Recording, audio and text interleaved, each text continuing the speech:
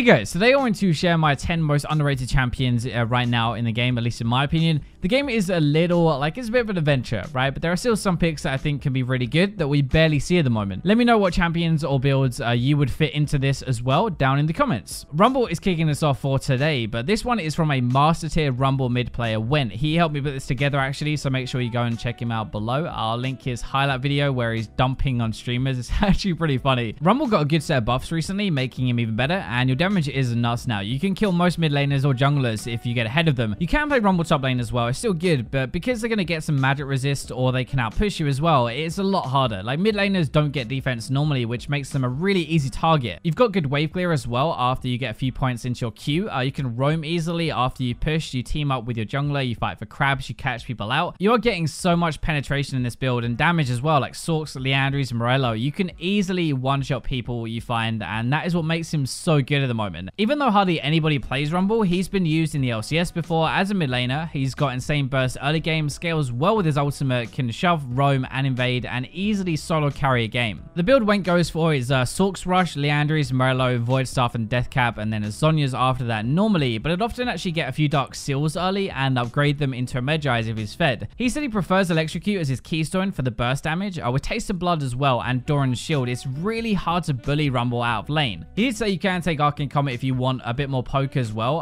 but Electrocute is better for the burst. I think Rumble is so good when played properly, honestly. I'm kind of afraid of a good Rumble player when he's on the enemy team. Wen is also proof that the champion's kind of busted. If you're good with him, you've got a lot more damage now, and damage that people just never really expect. Kennen is another one that has a really good rune and item setup right now that in my opinion makes him so much better. It's kind of all come together recently. So we have Nimbus Cloak, the new rune, and Celerity with a buff with Protobell or even Spellbinder if you wanted to go that route. Nimbus is obviously really good for the move speed, diving in with your ultimate. It's kind of exactly what you want anyway, but Celerity makes that even better. You get a ton of AP now from that and your Lightning Rush as well, move speed, which feeds into your damage. Celerity was also buffed recently to give 16% bonus AP now, double what it used to, so it's actually even better than before. Your burst is absolutely crazy with this. You spike so hard early into the game, and you can run this top lane, mid lane, or even bot lane if you wanted to. If you're getting fed in the game, Spellbinder is a gross item for Kennen. It is so good. Move speed and more AP for your ultimate. It's insane. Normally though, it'll be Protobell into Zhonya's and a Deathcap after that, so loads of AP to nuke people down. There are loads of keystone choices you can actually take on Kennen. Weirdly, he works with a lot of stuff. Avery or Comet is going to be your damage one for more poke. You can take Phase Rush as well to be a bit more useful in teamfights. Even Electrocute as well for the burst damage, or Aftershock to be a bit more tanky. Nimbus Cloak and Celerity are really important though. You kind of need those two runes. So with the rise of basically anything bot lane recently, the one that is overlooked a lot is Veigar. He is an anti-carry in a way already, just shuts him down with an insane amount of damage, but he's going to follow a similar pattern in a game to most AD carries scaling over time, and especially with more AD threats in other roles now, taking AP bot lane is completely fine. Early game Veigar offers the cage, right, the stun, great setup for ganks and plays and some good damage as well. When the mid game comes around, we shift more into the damage side of things, but you've still got that potential for picks and a team-wide stun. Late game, you're more about the damage. You're a hyper-scaling carry, but my point is you can be useful at every single stage of the game, just in different ways, if that makes sense. AD carries will also find it pretty hard to get close to you, so you can survive quite easily in the lane phase, but stick a damage or like a crowd control focus support next to you, and you'll be able to pop off. He doesn't jump out because normally you pick early game damage instead of an AD carry bot lane, right, to win that way. This is more mirroring the AD, just in a different way, but offering more than they do and still packing the damage part. Moving on to my next one, I used to have a hard-on for Pantheon, apparently, according to you guys. I used to mention him all the time. I haven't for ages, so he is back. He is a champion we don't see a ton of anymore. I actually see him more as a jungler more than anything else, but the really underrated part about this one is taking Aftershock on him. One of the great things about Pantheon is he has a lot of damage in his kit anyway, so this is why you build arm penetration. You have really good base, especially after the Tabby nerfs, the lethality really does shred. Exactly the same reason why a Talon or a Zed works so well. Aftershock is obviously less damage, but it's so much easier to survive and make plays with it. It's a lot like why Fiddlesticks would get it. You jump in with your W, get a massive burst of armor and magic resist to survive with while you do as much damage as you can. It's really good for trading, it's good for team fights, and the damage actually uses 15% of your bonus AD now after a recent change, so even that isn't as bad as you think. We're going to build lethality. We are going to get a Cleaver, a Guardian Angel. Getting a Stormrazor is actually a bonkers as well, but you'll be a lot easier to kill if you grab it. So Sterix is probably a bit more normal. You can run Electrocute if you want to, but this would be the Aftershock page. Much better for lane as well with the trading. You can kind of bully people pretty hard. I really rate Zilean support right now. Insane at the moment, especially in this meta we have at the moment. He's never popular, but now he makes more sense than ever. Damage is everywhere, every single roll, but most of that damage is on very high cooldown, so they blow them to proc the revive, but they can't finish them after a second time that easily. It's so hard to play against currently as well. It messes up how you have to play team fights, and people never play around that properly. They overextend for a kill, but that person gets revived, and they end up dying for it. This season as well, he's got a lot more damage, and his bloody tier build as well that just spams bombs all day with Aerie. Double stun is really good if you get it right. The speed up makes a much bigger difference than you think, and honestly, I think he's so good. Actually, that speed is like twice as good now with the new celerity, which everybody takes as well. Even more damage, and you have the like extra mobility side of things as well, so you're constantly dodging skill shots. As I said though, tier into either support items or more AP is probably the way to go. Archangels lets you spam and provides a shield though, making you much harder to kill, so it's really good. A lot of these picks are good, but I'm confident that if you dedicate it to maining Zilean, you will climb as a support a lot easier than you think. Sticking with weird ones that can never get played, a Kayle is busted, but you don't feel it because she's barely played anymore. Like, I guarantee you, if she was probably meta, she would probably get nerfed. Now, you can play this top, you can play this mid as well, but what we're going to be talking about a bit more is bot lane. Kayle is the AP carry, really. People used to do this on her before it was cool to run whatever bot lane. The build is very similar to what we know is a sick combo already. It's the same as what Kai'Sa or Varus builds, so this Rage Bane into Nash's. This time, though, with Kayle, her whole kit scales with AP as well. More heals, more damage. She is meant to build AP in the first place. She scales amazingly well. Giving her farm bot lane and using her as the carry makes a lot of sense, and to be honest, she even works as a carry in funnel strats for the same reason. Nash's and Rage Bane have amazing synergy, which we just talked about, but then it is kind of up to you. You can go more attack speed, so like Runaan's and Wit's End, but you can go more AP as well, so like Deathcap and Zhonya's. The build choices are endless. Let's just say though, Kayle is not that good early game at all. It is a different playstyle you've got to get adjusted to. Once you get 2 items though, you will bend over that game and show everybody what is up. That is the power that she has.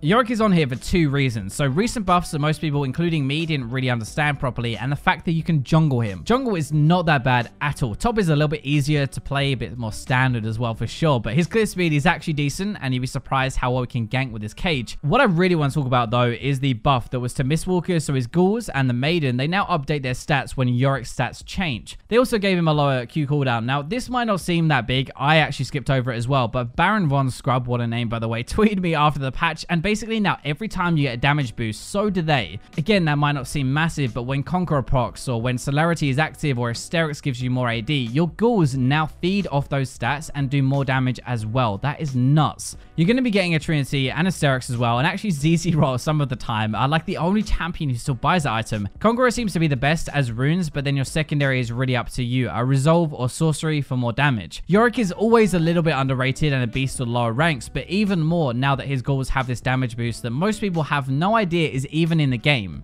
Now, Pyke is definitely not underrated. Please don't flame me just yet. 1 second. But I barely see him as a top laner, even though quite a few high elo players make it work. He has a completely overloaded kit. Let's be real. Like, good damage, good base damage, as well as a lot of crowd control in there at the same time. It's virtually impossible to gank this guy when he can dash away and has an instant stealth, which, by the way, is ridiculous. You can play with Grasp, you can play with Glacial Augment, press the attack, electrocute, whatever you want, honestly. It works really well against melee matchups where you can easily stun them with your E to set up the rest of your combo, and you can even use those brushes to heal back a lot of the trade damage, which is so tilting to play against. Normally the build would be something like Sunfire into Black Cleaver, Dustblade if you're snowballing, Deadbands and GA if you're not. Honestly, people just don't really expect how much you can do with Pyke top. He's such a good playmaker, he has good damage, you can definitely surprise people and roam around a lot more than most other top laners. Alright, so Ziggs is going to be here for bot lane and for mid lane. Makes a lot of sense for now when the game is so focused on getting towers and winning from that. This is partly why we saw him bot lane ages ago. He can use his passive and his satchel to get towers much faster than other champions. That is really easy to do as well because he's normally the one that pins the enemy laner under their tower by spamming his Q over and over on the wave and pushing them harder than they can push back. It isn't just wave clear though, but when picks are much lower health right now, stacking damage as well, any poke that you can land will stick and end up doing very big chunks chunks of damage. I do honestly think that this is why he can be so good for solo queue. You don't even have to get very close to people to be able to melt them. Lich Bane is there if you do want to get close though. You burn towers even faster, and if you miss everything in your kit, because let's be real, everything is a skill shot, it doesn't matter as much. You've got the procs at least. I honestly really like Ludens into Lich Bane, then Morello and Deathcap after that. I think that's the one that suits this meta of taking towers more than anything. He's actually really good as well against stuff like Brand, which we see all the time and is really annoying to play against. Sona is number 10 on this video. She was like top tier for a while, but then smashed with the nerfs and sensor supports just weren't really as good, so she kind of faded out of meta. She's been creeping up recently. Basically, the deal is that if you can get out of the lane phase and not get completely smashed and rolled over, you stand a really good chance of winning the game. Take this stat with a pinch of salt, but apparently Athene's is now bought in 25% of Sona games, and if you have the item, you tend to win 60% of the time. That is crazy. It is a damage item. It is something you'd probably get when you're ahead more than behind, so that makes it look better as well,